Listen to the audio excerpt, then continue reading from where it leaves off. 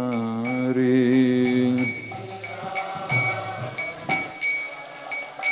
यमुनतीरवनचारी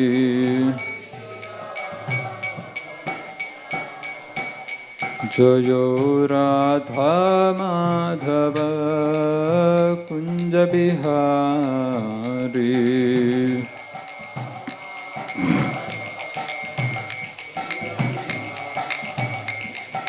गोपीजन वल्लभ गिरिवरधारी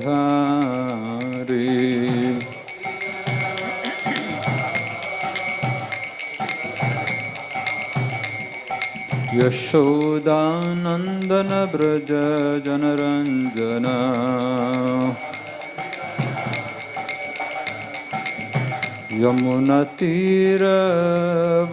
यमुनतीरवनचारी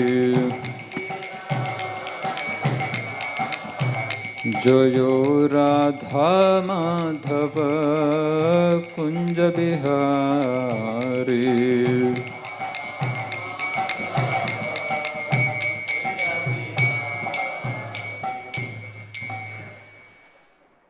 जय विष्णुपाद परमहंस परिव्रजकाचार्य अष्टोत्तर शत श्री श्रीमद अभय चरणारविंद भक्ति वेदांत स्वामी श्रील प्रभुपाद की ISKCON बीबीटी फाउंडर आचार्य श्रील प्रभुपाद की जय विष्णुपाद परमहंस परिव्रजकाचार्य अष्टोत्तर शत श्री श्रीमद भक्ति सिद्धांत सरस्वती गोस्वामी महाराज श्रील प्रभुपाद की अनंत कोटि वैष्णव वृंद की नामाचार्य श्रीला हरिदास ठाकुर की ग्रंथराज श्रीमद् भागवत महापुराण की दाय गौर प्रेमानंदे समवेद भक्त वृंद की श्री गुरु गौरांग की जय।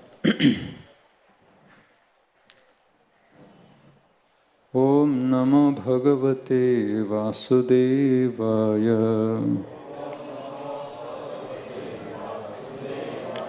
ओम नमो भगवते वासुदेवाय ओम नमो भगवते वासुदेवाय नारायणं नमस्कृत्यं नरं चैव नरोत्तमम् देवीं सरस्वतीं व्यासं ततो जयमुदीरये नष्टप्रायेषु अभद्रेषु नित्यं भागवत सेवया भगवती उत्तमश्लोके भक्तिर्भवति नैष्ठिकी ओम अज्ञानतिमिरान्धस्य ज्ञानाञ्जनशलाकया Ram Ram Hare Hare Hare Krishna. Welcome to morning Srimad Bhagavatam class. So today we are reading from Canto 1, chapter 14, text number 1. Samprastite dvarakayam Jishnubandhu didrikshaya Gyatum cha punyashlokasya Krishnasya vicheshtitam Samprastite dvarakayam Jishnubandhu didrikshaya Gyatum cha punyashlokasya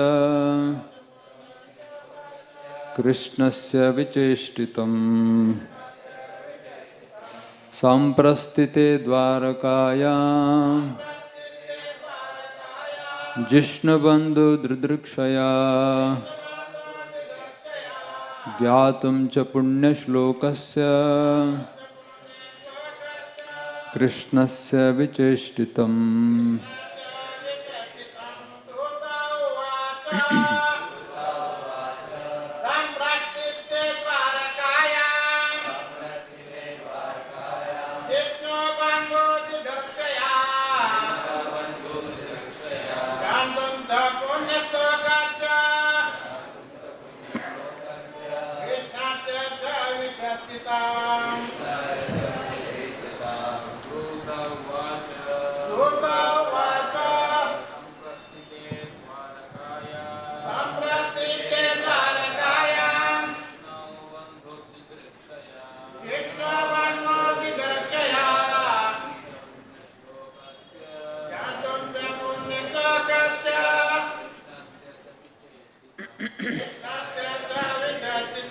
Matajis.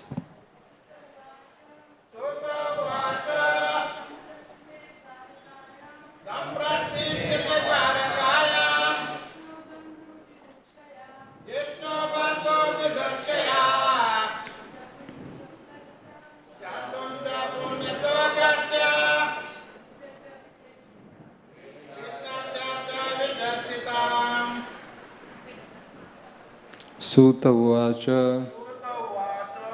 Shri Suta Goswami said, Samprastite, having gone to Dwarakayam, the city of Dwaraka, Jishnu, Arjuna, Bandhu, friends and relatives, Didrikshaya, for meeting them, Gyatum, to know, Cha, also, Punya Shlokasya, of one whose glories are sung by Vedic hymns,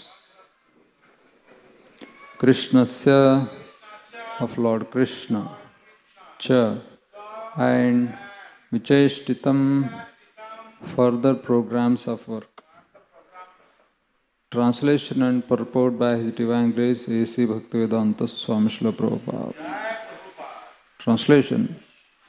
Shri Suta Goswami said, Arjuna went to Dwaraka to see Lord Krishna and other friends, and also to learn from the Lord of his next activities. Purport.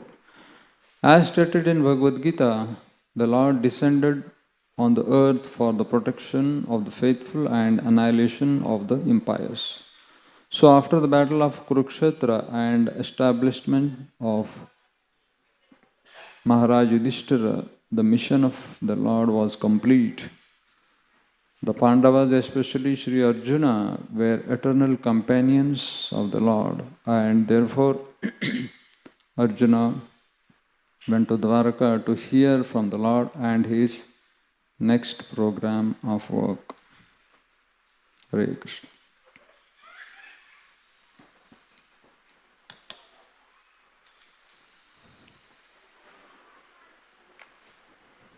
So in the previous chapter, chapter number 13,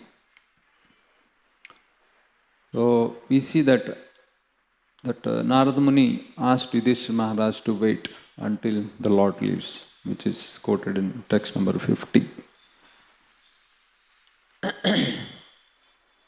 So just like when king comes, many of his associates, his friends and relatives, they all come to meet him, to associate with him and get their desire fulfilled. But when the king leaves, immediately everybody leaves. We can see the same thing happening here also. Sometimes we devotees are sitting here and chanting, attending aratis and kathas. And when the Lord goes to rest, so every devotee, they all leave. The temple all becomes vacant. Similarly,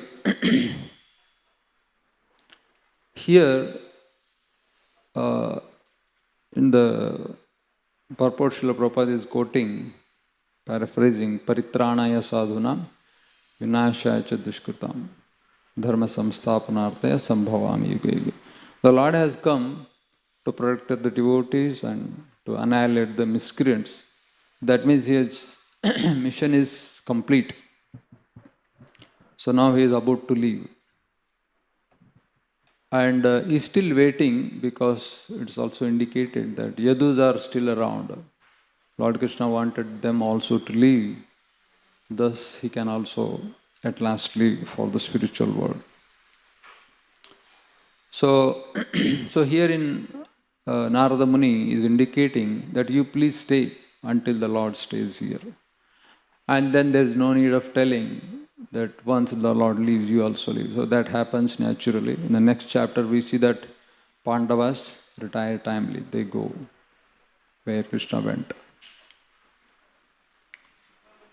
So, other day, Radha Gopinath Prabhu was speaking that Dhritarashtra was, forced to, he was told to leave the palace where he was staying because he was too attached.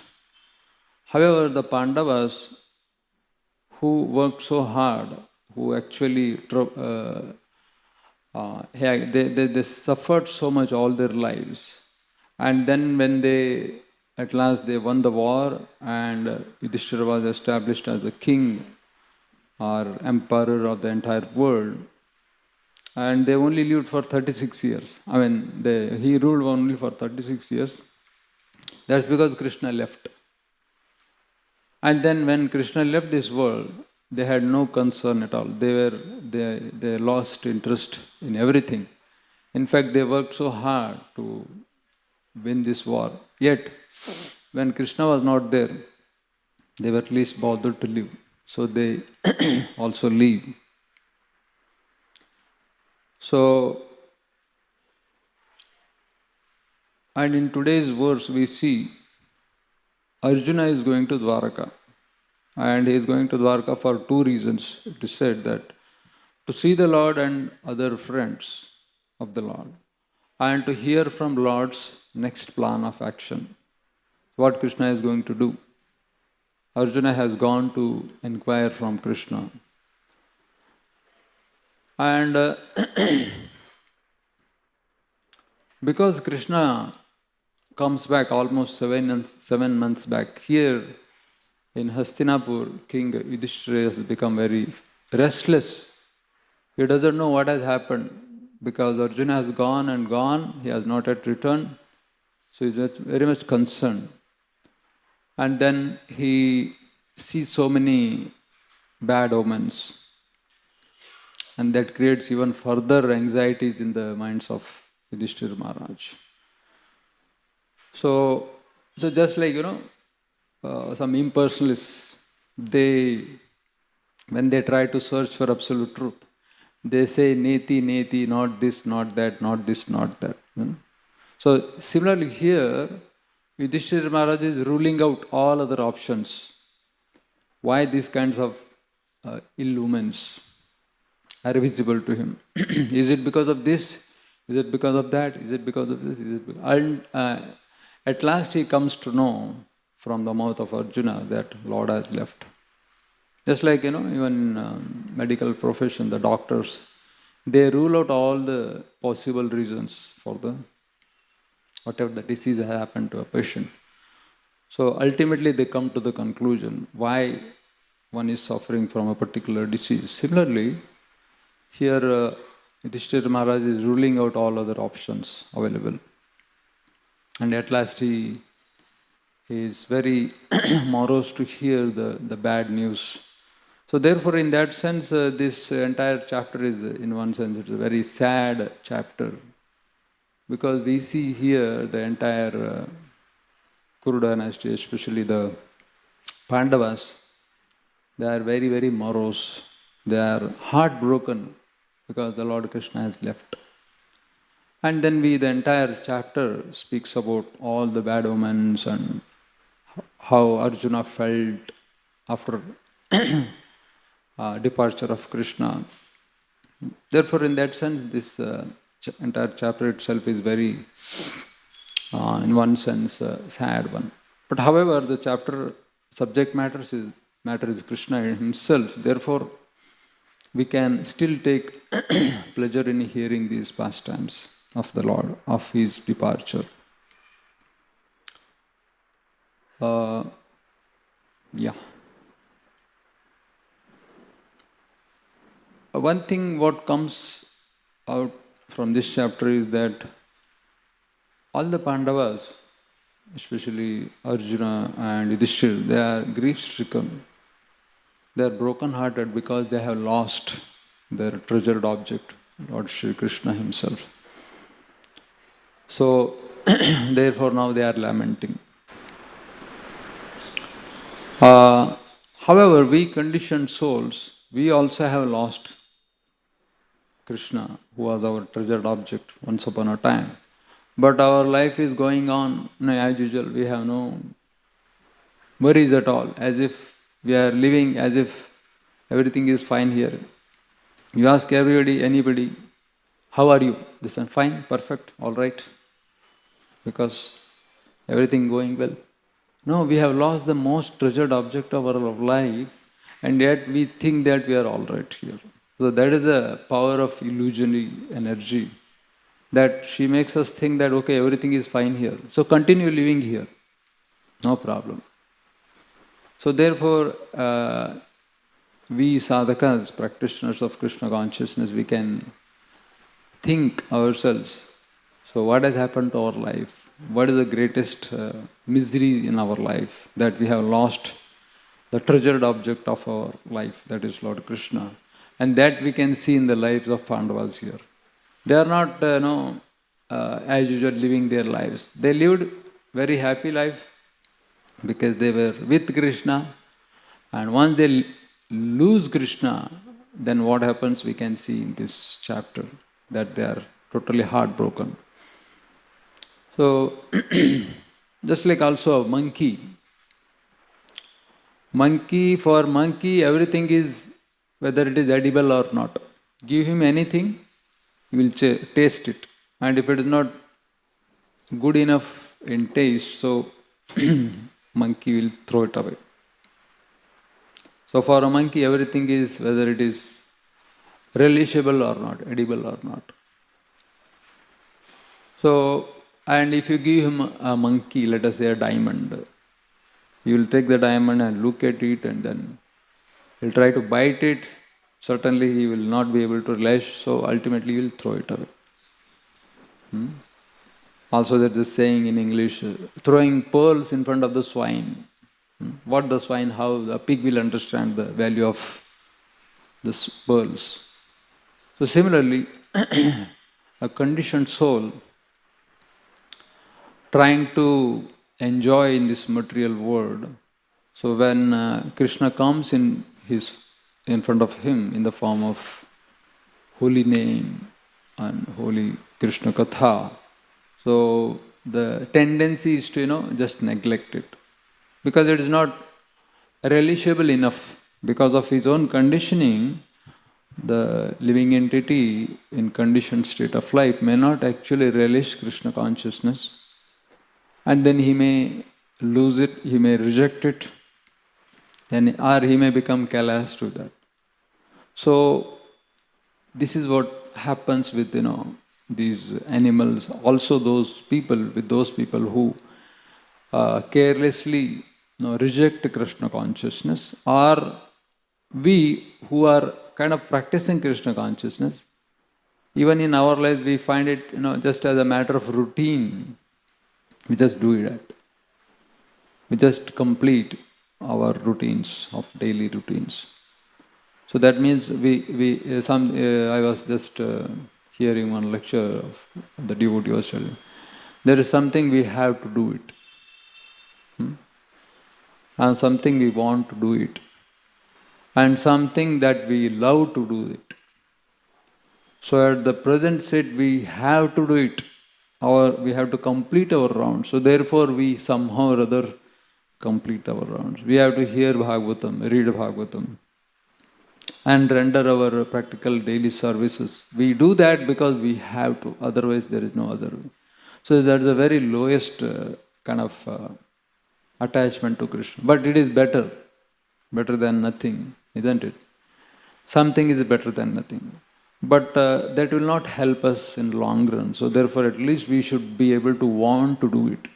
We want to hear the holy names. We want to chant our holy names. We want to hear Krishna Katha. We want to serve devotees. We want to serve the Lord. Because that's what we should want. That's what we should wish. However, the best thing is to actually love to do that. We should be loving to chant our rounds. We should be loving to hear Krishna Katha. We should be loving our services so much so that we should be able to live without them. But that is very high stage. Maybe pure devotees are on that stage. But we sadhakas, practicing sadhana bhakti, at least we should come to the second stage. We want to do what we are supposed to do. Not that we have to do it somehow or other. So therefore, here our dear Pandavas, especially Yudhishthira and Arjuna, they are broken-hearted because they have lost their treasured object of love, of their own love, that is Lord Krishna.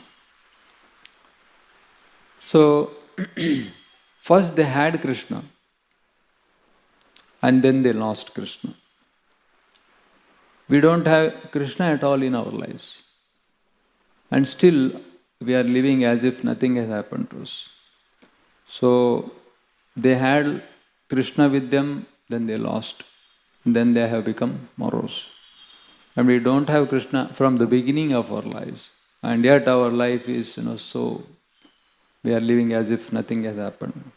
So, this is actually an indication from the Lord that how our feeling should be, what our aspiration should be.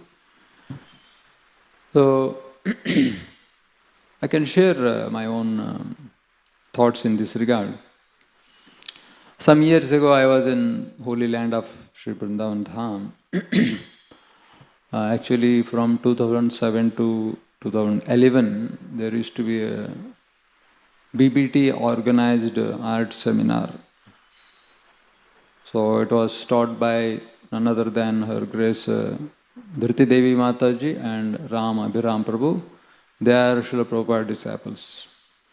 They actually learned fine art from recognized universities in America, and then they got attracted to Krishna consciousness. They surrendered their lives to Srila Prabhupada, and Srila Prabhupada engaged them in the service of producing these illustrations for BBT books.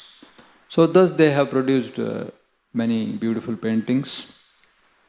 And then recently in 2007 they were asked to come to India and teach the legacy, what they have learned from Srila Prabhupada, to those who would like to come and hear and learn from them. So I was fortunate enough to go to Vrindavan and learn from them. So it happened continuously for 5 years. During Kartik time, Kartik month, they used to conduct 21 days class, 3 weeks of class. So maybe it was during that period of time, maybe it was almost 2011, the last year, I think, the last year which they taught. And that year I completed my seminar, and then that was last day. And after that we submitted our all paintings, and there was a nice coming together, get together, and sharing our experiences in art seminar, and then showcasing our art pieces, whatever we have painted for the 3 weeks. It was a nice time we had, and then everybody dispersed. So I also thought of today, because it is the last day, I thought of going to once again to Radha Damodar temple.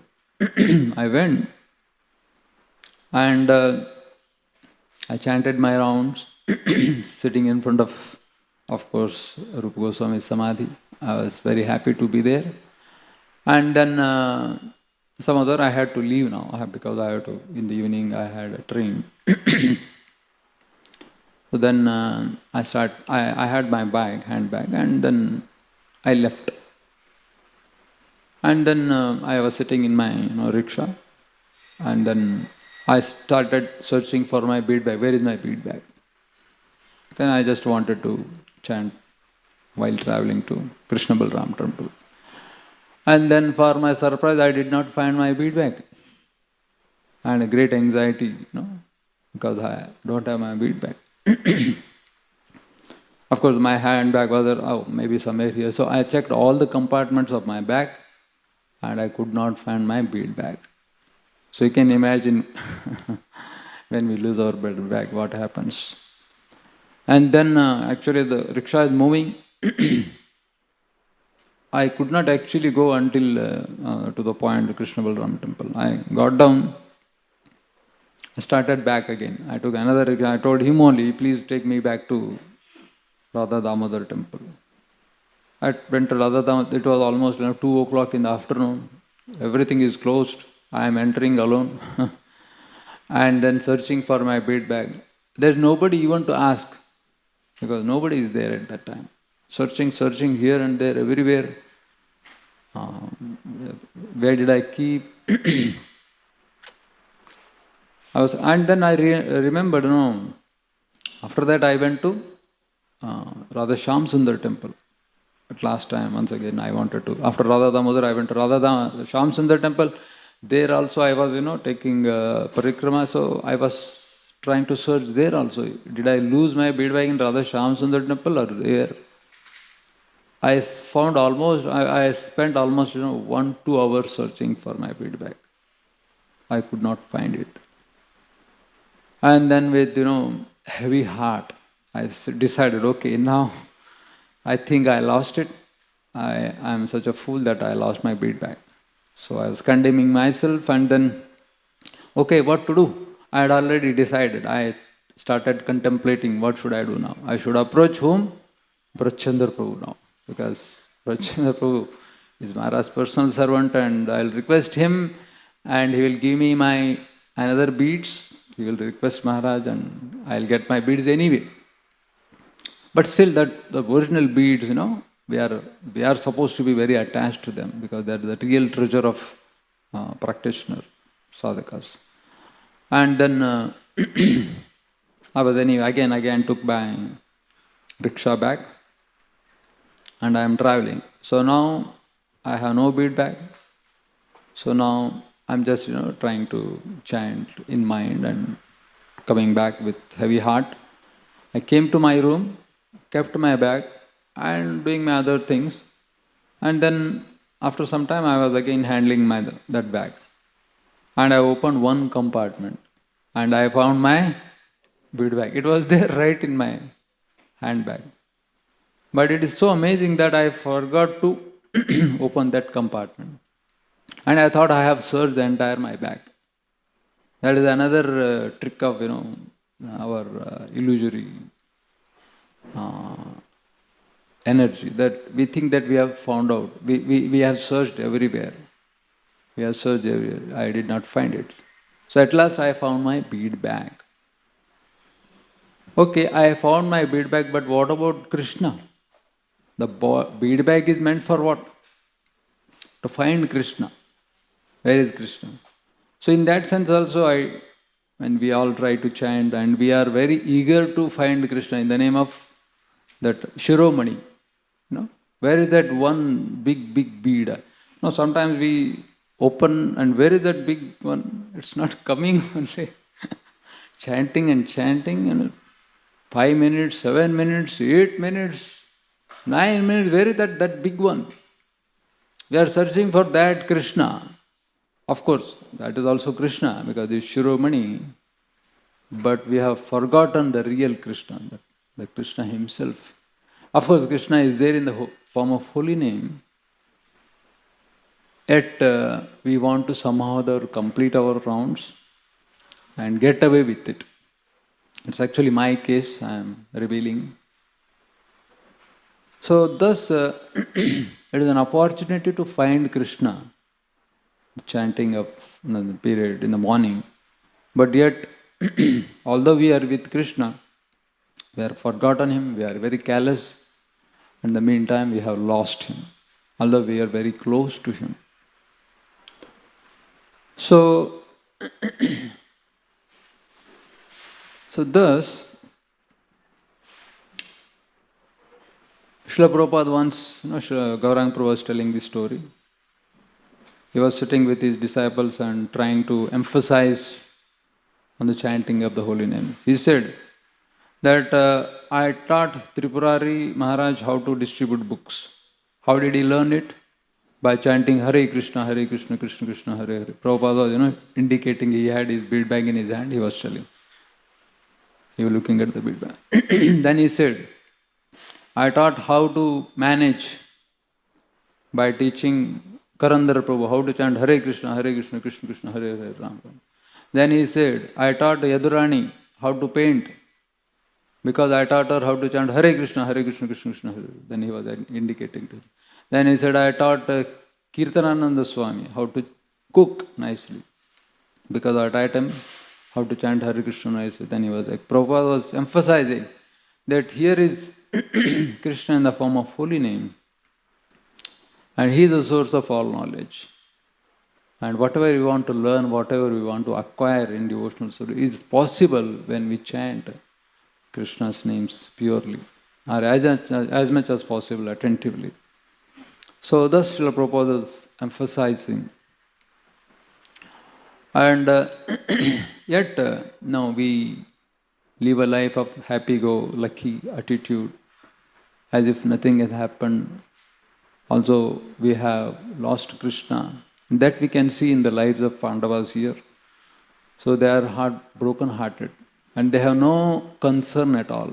They immediately left, and we'll see in future chapter how one by one they leave. They don't even look back. They were so close together all their lives, Pandavas. They were one soul and 5 bodies. But when Krishna is not there, so they didn't even bother to look who is around me, who is behind me. So they walked towards the north. And actually, this is Arjuna. That Arjuna has gone to now Dwaraka. So Arjuna is so dear to Krishna. So in fact in Bhagavad Gita, Krishna says that Vrishninam Vasudevosmi Pandavanam Dhananjaya Muninam Apyaham Vyasa Kavinam Ushana Kavi. The second line says Pandavanam Dhananjaya. Amongst Pandavas I am Dhananjaya, I am Arjuna. So Krishna is so very close to Arjuna, he is identifying himself also with Arjuna. So thus we can understand the thick bondage of love between Arjuna and Krishna. So we see how Arjuna is glorified in Mahabharata. He took birth as a son of Mother Kunti, as a third son. And he was an expansion of Indra himself. And when he took birth, and celestial voices, they proclaimed that he will become a heroic, powerful king, as if just like Kartavirya Arjuna. Kartavirya Arjuna is one of the very greatest king ever lived on this earth. He could actually defeat even Ravana himself. He was so powerful. So the unembodied voices, they proclaim that here is Arjuna, he will just like Kartavirya Arjuna. And also we see that in this Damodar month we sing about, this Damodar Ashtakam, in which we sing that these trees of Arjuna, Yamalarjuna trees. So, and Krishna is that personality who actually pulled out through these big, huge trees. Among all the trees, these Arjuna trees are considered very huge and very, very powerful. So, in that sense also Arjuna is very powerful. And we see how Yudhishthira Maharaj is, when you look at his life, we can understand he is like a great emperor himself, but however his life is indicated by his purity. So therefore it is, he is known for Saucha, that is cleanliness of internal and external. And Bhima is famous for his determination. And whatever he thought, he did it without any doubt. So that is the quality of Bhima. However, Arjuna is combination of both. He is known for his valor and chivalrous nature. And not only physically he was chivalrous, but he could control his senses and minds very perfectly. So therefore, Arjuna is very, very dear to Krishna. And Nakula Sahadeva, it is said that they have the quality of following in the footsteps of spiritual master and humility and forgiveness. So these are the qualities of these great Pandavas. We see that how Yudhishthira Maharaj is like almost like a Brahmana only. Although he was an emperor, he was a Kshatriya, but he was forgiving all the time and always thinking himself as very low, and he was always taking very humble position, just like an Brahmana or a Vaishnava. But however, and Arjuna, we see that, Bhima, he had the power of 10,000 elephants, it is said. And he exhibited raw physical prowess every now and then. So these are the two extreme. One is a Brahmana like Yudhishthira, and here is Kshatriya like Bhima. And Arjuna is a combination of both, perfect blend of both the qualities. Brahminical, pure like that of Yudhishthira Maharaj, and chivalrous and valorful of just like that of Bhima. So therefore Arjuna became the most dear friend of Lord Krishna. And then we see that how Dronacharya, he was very poor. We see that how poor he was, that he couldn't even afford to give a milk to his Ashwatthama, the son. So his mother would give him some kind of, atta mixed into water, and he would drink it. Because the mother told this is what the milk is. And it is amazing that how he could not even find a glass of milk in the age of, Dwapara. But anyway, that is what is spoken in Mahabharata. Therefore, he was searching for wealth. And he found that Parashuram is giving away all his wealth. So he approached Parashuram, and at the time of his approaching, Parashuram said, "You are too late, sir. You are too late, because I have nothing left now. So I have distributed everything, so I can't do anything now. So, but I can do one thing. I can teach you all my weaponries, all Dhanurveda, I can teach you." He said, "Okay, no problem. Something is better than nothing." So he said, "Okay." And but he was told by Parashuram, never ever teach this to any other people. People like Ekalavya, not to share. Even to any Kshatriyas also, because Parashurama hated Kshatriyas. In fact, he killed all the Kshatriya races 21 times, isn't it? So therefore he taught him, but he told him never to teach anybody. You can utilize for your own purpose. But that was exactly opposite what Drona did. He actually started teaching, because again he was in search of wealth. So once he was roaming in the kingdom of Hastinapur, then he found some boys, they were playing with ball. And they, while playing with the ball, the ball fell into a well. And they were trying to retrieve that ball back. And they couldn't do that. Who were they? None other than Pandavas and Kauravas. 105. And that time, Drona walks in and he says, "What is happening? Why are you so morose here?" No, we lost our favorite ball which has fallen in well. So therefore we are trying to get it. So what? You don't know how to even take that out? No, how it has fallen into the deep dark well. How can I retrieve it?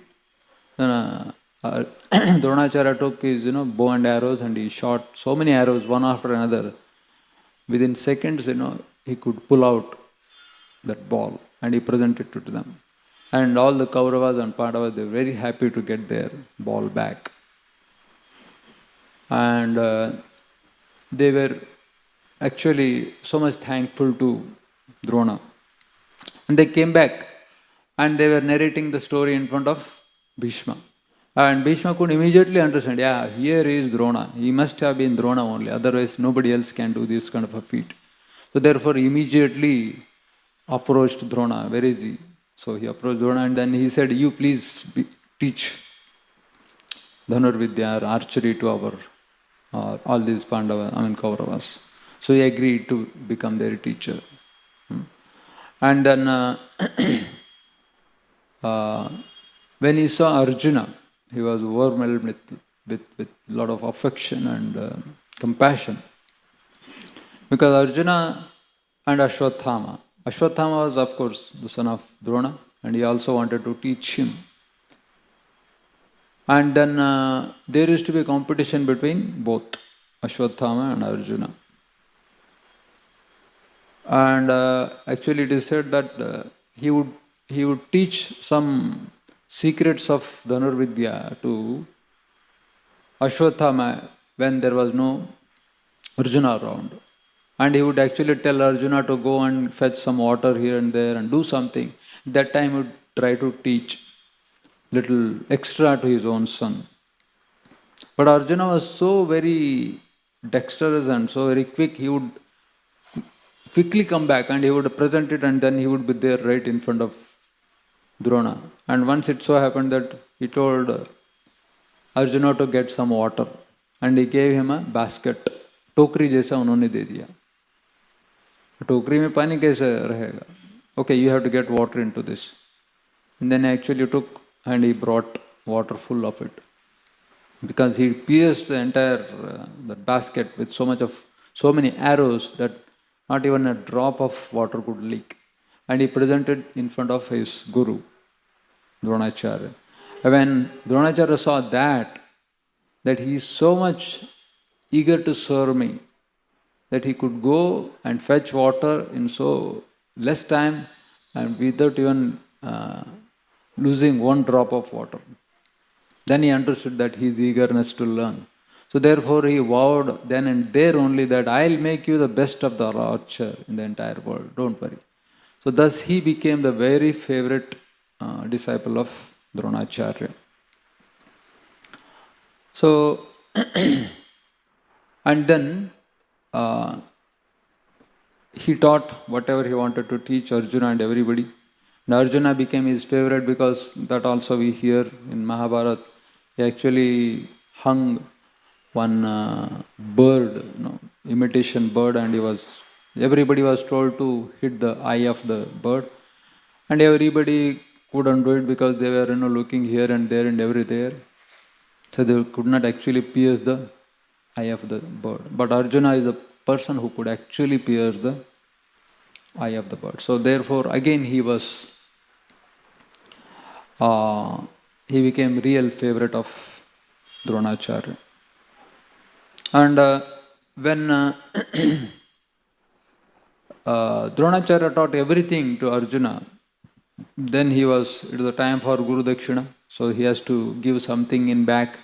So that time he said, okay, I want Drupada, who insulted me and who is like my arch enemy. You bring him, and just like you can bring an animal tying a rope around the neck of an animal. So actually Arjuna could go and defeat Drupada in fierce battle, and he actually captured him and he presented in front of Dronacharya. And Dronacharya was very happy. And then it was tit for tat, that kind of a thing. So, and again he actually let him leave. And that was like a great insult for a king like Drupada. That time he vowed, okay, this is what you can do for me, just see what I will do for you. And he actually performed a great sacrifice. And what is the motto of this sacrifice? He wanted to produce a son who can kill Dronacharya. And actually he did it. He produced Drishtadumna out of that great fire sacrifice. Then at last he poured one more ablutions into the fire. Because when he saw Arjuna, Drupada, although he was defeated by Arjuna, he was so charmed by the qualities of Arjuna, the personality of Arjuna. He said, this Arjuna is so wonderful person, so I want to somehow or other develop relationship with him. So therefore, how can he do that now? So he thought, I'll produce a daughter and I'll offer my daughter's hands into the marriage of Arjuna. So therefore he gave one more oblation in the fire. Then from fire Draupadi came. And Draupadi was especially called for to become the bride of Arjuna. So thus Arjuna and Draupadi, they got married. That also we know. That this is Arjuna, such a wonderful character in the Mahabharata. So there are so many names of Arjuna. So we'll try to go one by one. He is known as Dhananjaya because he conquered wealth for the sacrifice of Yudhishthira Maharaj. He is Gudakesha because he conquered the sleep. Now it is also said that when he was learning from his master, Dronacharya, that he hardly slept. He didn't sleep only, all throughout his career in school days. So therefore he actually conquered the sleep, Gudakesha. And he is Vijaya because he is always victorious in his battles. He was invincible and undefeatable. Therefore he is called as Vijaya.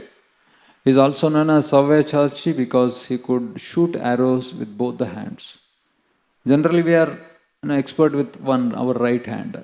If our right hand works but we cannot use the same way the left hand. But Arjuna was so dexterous that he could utilize both the hands and shoot arrows.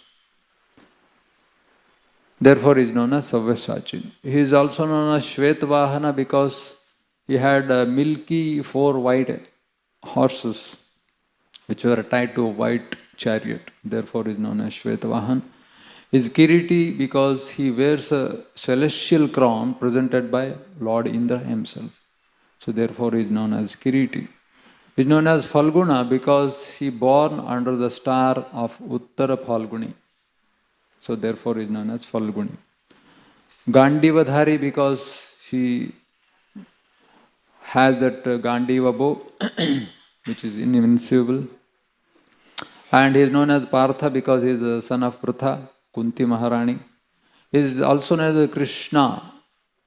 Krishna is another name of Arjuna because he is very pure and also dark like Lord Krishna only. So therefore he is also known as, even Draupadi is also known as Krishna. There are so many Krishnas in Mahabharata. Krishna himself, Arjuna is Krishna, not Krishna, Krishna. Similarly, our Draupadi also. And he is also known as Kapidhvaja because on his chariot emblem is Hanumanji is personally residing. And today's verse also we heard one more verse, one more name of Lord, Arjuna, which is Jishnu. Vishnu means Krishna, Jishnu means Arjuna, another name of Arjuna. So we'll hear some more glories of Arjuna. It is Arjuna to whom Lord Krishna spoke Bhagavad Gita. He chose Arjuna amongst 5 Pandavas and he gave this immortal knowledge of Bhagavad Gita. And when he did it, none other 4 Pandavas were envious of Arjuna. Oh, why only Krishna? We are also dear to you, my dear Lord Krishna. Why don't you teach at least one chapter? All 18 chapters of Arjuna only. One chapter to us also. Why you have to teach all 18 chapters of Arjuna only? Are we so bad that we can't hear you even one single chapter of Bhagavad Gita? No. They were so happy that Arjuna is able to hear from Krishna. They were totally non-envious. So therefore Krishna also loved them. Because although they had so much reasons to compare and have so many quarrels, but still they stayed together and they loved each other so much. So therefore there was no question of envy at all. And it's Arjuna for whom Lord Krishna broke the promise. And he picked up the chariot wheel and he was charging against Bhishma himself. Because Krishna wanted to protect Arjuna. So it's Arjuna who is eternal associate of Lord Narayana, Nara Narayana, isn't it? So Arjuna is so very dear to Lord Krishna, Narayana, that next to him is standing Nara, who is none other than Arjuna. So it is Arjuna to whom Lord Krishna gave his own sister Subhadra. And he did it against the will of his own elder brother Balram. So he loved so much that he could go against the will of Balram and give his sister in marriage to Arjuna. So it's Arjuna who could go to heavenly planets with self-same body to acquire celestial weapons. None of warriors have gone to get weapons from the heavenly abode. But Arjuna alone who could go and he could defeat even Lord Shiva in the battle. So therefore it is next, he is the one who became victorious in the battle of Lord Shiva. The Arjuna alone, none other than Arjuna. So it is Arjuna whose chariot Lord Krishna drove out of great affection and love. So here is Lord Vishnu, personality of Godhead, who is acting like a chariot driver, because the love between them is so intense and so pure and so thick that Lord Krishna could do that service for his friend Arjuna. So it is Arjuna who won the hand of Subhadra by piercing the eye of moving fish. We hear that story from Mahabharata. Arjuna was so dexterous and so expert in shooting the arrows, looking at below and hitting at the top, and that bird is again moving. It is such a unbelievable task, and Arjuna could actually materialize it. So it is Krishna, it is Arjuna whom Lord Krishna loved so much that when Lord Agnidev came in front of Krishna and Arjuna, and he told, "You please ask any benediction from me." I think Lord Krishna was given the Sudarshana Chakra. Also it is his eternal weapon, but still in this Leela, the Lord Krishna is accepting that Sudarshana disc from Agnidev. And another benediction he was told to ask. That time what Krishna asked? Krishna said to Agni that please give me that thick relationship between myself and Arjuna, that friendship. I want such a thick friendship with Arjuna that should be everlasting. And Agnidev said no, yes to that. So this is how Krishna go to the extent of begging even a demigod so that he can become thick friends with Arjuna. And it's Arjuna who was so most loving student of Dronacharya. We heard that story. Out of so many 100 plus 5, Arjuna became the most favorite of Dronacharya. And it's ultimately Arjuna who won the battle of Kurukshetra. He is the hero of battle of Kurukshetra. And it is Arjuna who could resist the temptation of charms of Urvashi in heavenly planets. Who could do that? None other than Arjuna. And it is Arjuna whose chariot Hanumanji is personally residing, Kapidvaja, as we discussed. And it is Arjuna's grandson Parikshit for whom Bhagavatam was spoken to. And such a glorious personality is Arjuna. And thus Arjuna is perfect friend of Lord Krishna. As they say in English, friend in need is friend indeed. So Krishna wanted to establish dharma he took help of Arjuna and Bhima. With the help of these two and Nakula and Sahadev, actually Krishna could actually bring back the religious principle. And he could enthrone Yudhishthira Maharaj as the emperor of the entire world, Chakravarti Samrat. And although Arjuna is that personality who actually won the war of Kurukshetra, but he was happy standing behind Yudhishthira Maharaj and just fanning him with chamara fan. So actually, if he is the one who actually won the war, he would have said, no, can I also become a competent candidate to become an emperor of the world? No, he was happy to serve his elder brother, Yudhishthira Maharaj. So therefore, there is no wonder why Krishna loved Arjuna so much, because of his such divine Vaishnava qualities. So, the preacher of Krishna consciousness is also like a friend of Krishna. Because friend in need is friend indeed, as I said. That friend is somebody who can actually help in the great time of difficulties. What is the difficulty of Krishna? That we have left Krishna. And we have come back to this material world, trying to enjoy in this material world. So therefore, Krishna wants us back to his kingdom of God. So who will do that job? Who will bring us back? A preacher, a guru. He can actually convince the conditioned souls and tell them that this is not your place of residence, your place should be somewhere else, it is kingdom of God. So now please take to Krishna consciousness and become a friend of Krishna and come back to Krishna.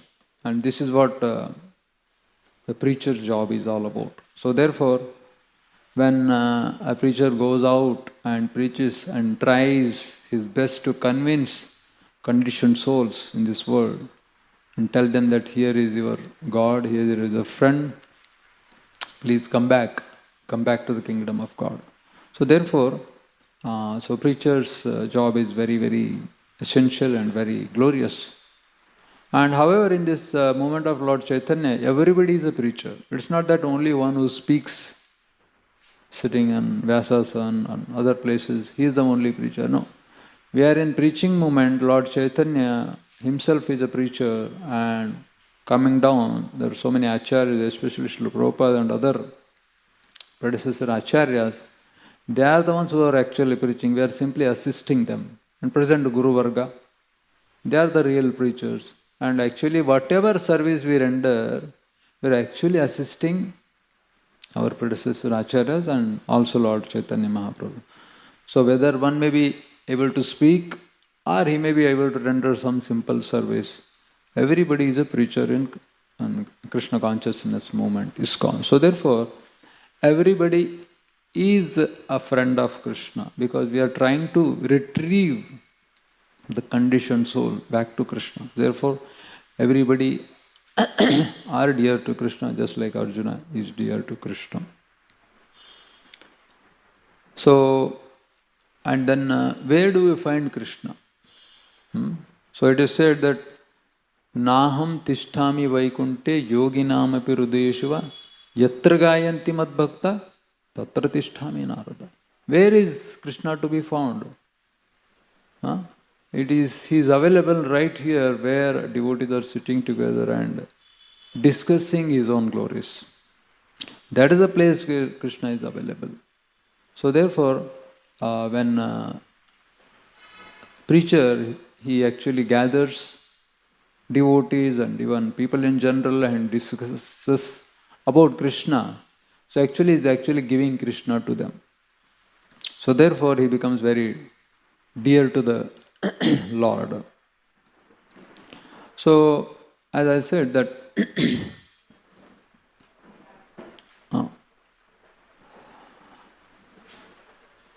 so this Krishna, whom we loved so much once upon a time, And now the time has come that we are living without him and as if nothing has happened. That is a great wonder of the world. So therefore, it is a time that any Krishna conscious person or trying to be Krishna conscious person, so you understand the seriousness of the mission of life. So I noticed whenever I flew, I mean especially the Indigo Airlines, so you must have also observed that near the cockpit, no, there is a washroom, the left side. Now in the cockpit, there's a door to enter. So on that door, I used to see. Nowadays, I don't see that signboard anytime. But there used to be a signboard written that flying is a serious business. Don't bring your complaints beyond this point. I think some of you have observed it, isn't it? So that means what? Flying is a real serious business. Whatever problems you may have with your water, with your eatables and AC and this and that, there are air hostesses, talk to them, don't disturb me. Who are saying? The pilot is saying, isn't it? Similarly, who will have to fly our own this thing? Plane. We ourselves are pilot in our own plane. The Guru and Vaishnava, they teach us how to fly, and one we are on the sky, so we are on our own. So we should be very careful. So therefore, it's very apt quotation that flying is very serious. Flying only about, let us say, it is said that any commercial plane flies around 35,000 feet above the sea level, and with 800 to 1000 kilometers speed per hour, that's an altitude and speed of any commercial plane in this world. And that is such a, that itself is such a great thing. But any small thing going here and there wrong can end up in disaster. If any plane crash is there, nobody survives. Nothing is, and everything is burned to ashes. Because the altitude and speed are so very high. So if any small mistake happens, then it will end up in disaster. So you can imagine that we are trying to go back to the spiritual world. How far that is, and how much speed we should gather, and how much precision there should be in flying, and how much careful we should be going while flying our own planes. So therefore, it's a very serious business. Going back to Godhead is a real serious business. So therefore, it all depends on us who are flying our own planes. So there should be, therefore it is said that Prabhupada said, Krishna consciousness is so very simple. For whom? Those who are actually seriously doing it. So once I heard quotation from His Holiness Radha Swami Maharaj, he was saying that Krishna consciousness is, when you practice very, very, very sincerely, then you will very slowly advance. When we have to practice all our life very sincerely, then very surely but slowly we will advance. So that means that carefulness is very much emphasized. So therefore, the point is that the rarity of human form of life. So we are here for a purpose, for a mission. Just like the other day I was hearing, a cow, you can feed her grass, you can leave her in an open field, and she can chew all day long, even in the evening. And when she sits back, again she is ruminating whatever has been eaten all throughout the day. That is her job. She has no problem ruminating and enjoying the grasses all day long. And there are polar bears who can, Radha Gopinath Bhagwan ki jai. I'll take few more minutes. Polar bears, they can go to sleep for 6 continuous months, 6 to 8 months, one stretch. We can't even sleep for 6 days, 6 hours, 6 8 hours. Again we'll have to get up, isn't it? But it is such a mode of ignorance for polar bear, he can go to sleep for 6 or 8 months continuously. And pigeons, they can have 50, 60 times sex every day. Not a problem for them. And this is what animal life is all about, eating, sleeping and enjoying. But human form life is something rare, something more important. And the mission is to retrieve back what we have lost. So therefore, we have lost Krishna. There used to be, in our ashram, anybody loses anything, lost. I have lost my mobile, I have lost my bead bag, I have lost my book, I have lost my this and that. When we put up in notice board, and if you are fortunate enough, we will get back our thing. Otherwise, we will learn our lessons, isn't it? Here we have lost Krishna, yet not found. Lost, not yet found. What is that? The diamond of Krishna consciousness. So the mission is to retrieve or find that rare jewel back once again. So therefore, in this Damodar month, we actually pray to Lord Damodar. Namo Deva Damodar Ananta Vishnu Prasida Prabho Dukkha Jalabdi Magnam. What is that dukkha? What is that misery of life? That we have lost this rare diamond of Krishna consciousness, Krishna himself. So now the mission is to get back. So that should be our mission.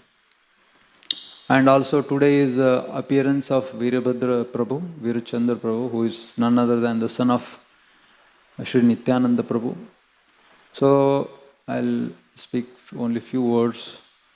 Virachandra Prabhu or Virabhadra Prabhu is son of Vishuddha and Nityananda Prabhu. And he took Diksha from Mother Jannava Devi. He was a disciple of Jannava Devi. And he stayed in Karadaha on the banks of Ganga. We are all gone to that place. And he is also is known to be the Kshirodaksha Vishnu expansion himself. Kshirodaksha Vishnu. The same Vishnu is sitting in the hearts of all of us. And his birthplace is also Karadaha, that is where he took his birth. And Ekachakra is birthplace of Lord Nityananda Prabhu. However, birthplace of Virchandra Prabhu is Karadaha. And it is also known as Virchandrapur. Ekachakra is also known as Virchandrapur. And still we can see the deity of Radha Bankim Rai, which is worshipped by Virchandra Prabhu. So today is that holy appearance of Virchandra Prabhu. So we seek blessings and mercy from this great Vaishnava Acharya and Lord himself. So at last I would like to take opportunity to take your blessings and prayers so that we can continue to hold one more art exhibition in Vrindavan Dham. So recently in the month of March, there were some Prabhupada's paintings painted by me, and we held art exhibition in nearby Jahangir Art Gallery. So I thought of going to other places, major cities of India. So coming March, in the month of Kartik, from the day of Deepavali till Purnima, 15 days there is going to be an art exhibition very near to Krishna Balram temple. If any of you are coming to Vrindavan, please come and do visit. 5 minutes walk from Krishna Balram temple. It is in the area of Chaitanya Vihar, phase number 1, Radhe Dham. Very near, 5 minutes walk from Krishna Balram temple, where 50 plus Srila Prabhupada's paintings will be exhibited for 15 continuous days during Kartik. So many Srila Prabhupada disciples and senior sannyasis are expected to come and inaugurate the function. So therefore I would like to take your blessings and prayers to do this simple service for Srila Prabhupada. Thank you very much. Srila Prabhupada ki jai. Hare Krishna, Krishna Krishna, Hare Hare, Hare Rama, Rama Rama. Srila Prabhupada ki jai, Shri Radha Gopinath Bhagwan ki jai, Shri Mad Bhagavat Mahapurana ki jai. Nitai Gaura Premanande.